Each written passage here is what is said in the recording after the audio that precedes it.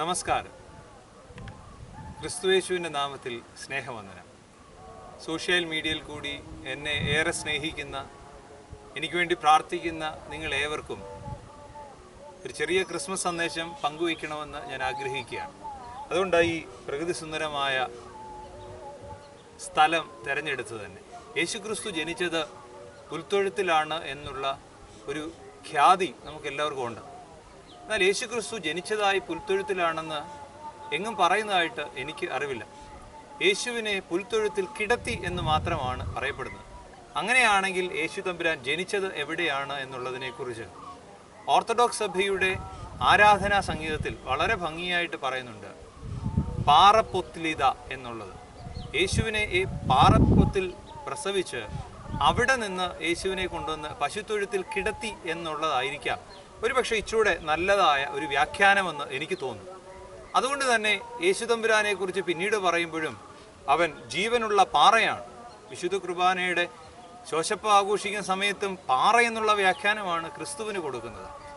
അപ്പോൾ പത്രോസ് അപ്പോസ്തലൻ യേശുവിനെ കുറിച്ച് പറയുമ്പോഴും ജീവനുള്ള പാറ എന്നുള്ള വിശേഷണമാണ് യേശു ക്രിസ്തുവിനെ കുറിച്ച് നൽകുന്നത്. അതുകൊണ്ട് തന്നെ പാറയുടെ അനുഭവം വളരെ ശ്രേഷ്ഠമാണ് ക്രിസ്മസ് ദിനത്തിൽ. പാറ എന്നുള്ളത് നമ്മുടെയൊക്കെ ചിന്ത അനുസരിച്ച് എറിയാനും ശത്രുത തീർക്കാനും ഏതോ ഗാഢമായ ഒരു വസ്തുവായിട്ട് മാത്രമാണ് നമ്മൾ പാറയെ കാണുന്നത്.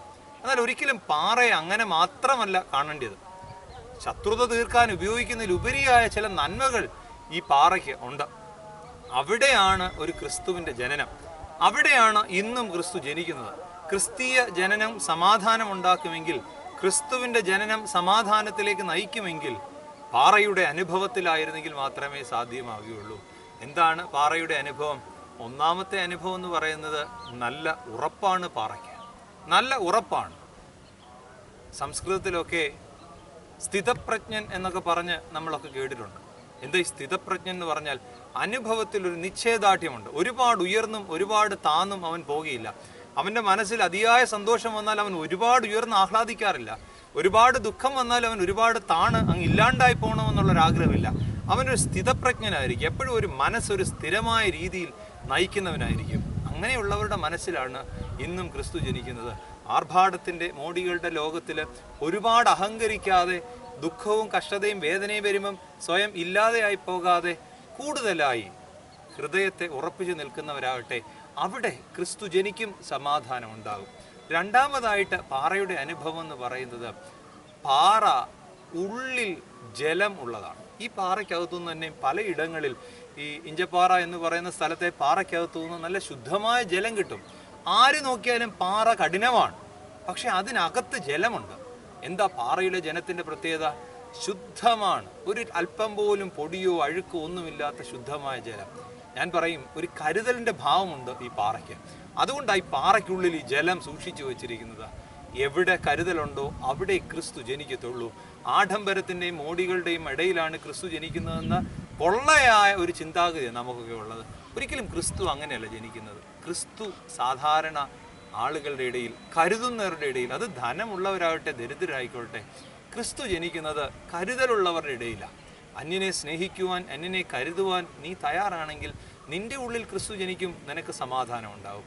നേരെ മറിച്ച് എൻ്റെ മോടി കാണിക്കാൻ വേണ്ടിയാണ് ഞാൻ ക്രിസ്മസ് ഉപയോഗിക്കുന്നതെങ്കിൽ 4, 5, 6 സ്റ്റാർ ഇട്ടിട്ട് എൻ്റെ വീട്ടിൽ ക്രിസ്മസ് ആഘോഷിക്കുക എന്നോ, അതോ എൻ്റെ വീട്ടിലെ ഒരു സ്റ്റാർ അന്യന് കൊടുത്തിട്ട് അവൻ്റെ വീട്ടിലൂടെ ഒരു സ്റ്റാർ ഇടാനായിട്ട് ഇടവരുന്നുണ്ടെങ്കിൽ അവിടെയാണ് ക്രിസ്തു ജനിക്കുന്നത്. അവൻ്റെ ഉള്ളിലാണ് ക്രിസ്തു ജനിക്കുന്നത്. അവനാണ് സമാധാനം ഉണ്ടാകുന്നത്. മൂന്നാമതായിട്ട് ഞാൻ പറയും, പാറ എന്നുള്ളത് കൂട്ടി ഉരച്ചാൽ അഗ്നി ഉണ്ടാകുന്നതാണ്. എന്താ ഈ അഗ്നി ഉണ്ടാകുക എന്ന് പറഞ്ഞാൽ? ഉള്ളിൽ അഗ്നിയുടെ സ്ഫുടികങ്ങളെ, കിരണങ്ങളെ സൂക്ഷിച്ചു വയ്ക്കുന്ന അനുഭവമാണ് യഥാർത്ഥമായി പാറയ്ക്ക് ഉള്ളത്. അതുകൊണ്ടാണ് പഴയകാലത്ത് ആളുകൾ ഇത് ഉരച്ച് അഗ്നി ഉണ്ടാക്കുമായിരുന്നു. അഗ്നി എന്ന് പറഞ്ഞാൽ ആവേശത്തിൻ്റെ പ്രതീകം. യഥാർത്ഥമായ ഒരു തൃഷ്ണ ഉണ്ടാക്കിയെടുക്കുന്നവൻ. APJ അബ്ദുൽ കലാമിനെ പോലുള്ള അതിയായ ആഗ്രഹങ്ങൾ, നിലനിൽക്കുന്ന ആഗ്രഹങ്ങൾ, സ്വയം മറന്നുള്ള ആഗ്രഹങ്ങളല്ല, അതിലുപരി നിലനിൽക്കുന്ന ചില ആഗ്രഹങ്ങൾ, നിലനിൽക്കുന്ന ചില താല്പര്യങ്ങൾ, സ്വന്തം കുടുംബത്തോട്, തന്നോട് തന്നെ, താനായിരിക്കുന്ന സമൂഹത്തോട്, തൻ്റെ സഭയോട്, താനായിരിക്കുന്ന ദേശത്തോട് ഒക്കെ ഒരു അടങ്ങാത്ത ആഗ്രഹവും ആവേശവും ഉണ്ടെങ്കിൽ അവൻ്റെ ഉള്ളിൽ സമാധാനമുണ്ട്. ആ സമാധാനം അനുഭവിച്ച ആളാണ് മഹാത്മാഗാന്ധിജി. ആ സമാധാനം ലോകർക്ക് നൽകിയ ആളാണ് യേശുക്രിസ്തു. യേശുക്രിസ്തു ജനിക്കുവാൻ ആഗ്രഹിക്കുന്നുവെങ്കിൽ ഒരടങ്ങാത്ത ആഗ്രഹം ഉണ്ടാകട്ടെ മനസ്സിൽ. ഇംഗ്ലീഷിൽ പറഞ്ഞാൽ ഒരു അൺട്രസ്റ്റ്, ഹോളി അൺട്രസ്റ്റ് എന്ന് പറയും. അത് എൻ്റെ നിങ്ങളുടെ ഹൃദയത്തിലുണ്ടെങ്കിൽ അവിടെ ക്രിസ്തു ജനിക്കും, യാതൊരു സംശയമില്ല. 3 കാര്യങ്ങൾ മാത്രമാണ് ഞാൻ പങ്കുവച്ചത്. ഒന്ന്, പാറ എന്നുള്ളത് ഉറപ്പിൻ്റെ പ്രതീകം, ഒരു സ്ഥിരതയുടെ പ്രതീകം, നിലനിൽക്കുന്നതിൻ്റെ പ്രതീകം. ഞാനും നിങ്ങളും നിലനിൽക്കുന്നവരാണെങ്കിൽ അവിടെ ക്രിസ്തു ജനിക്കും.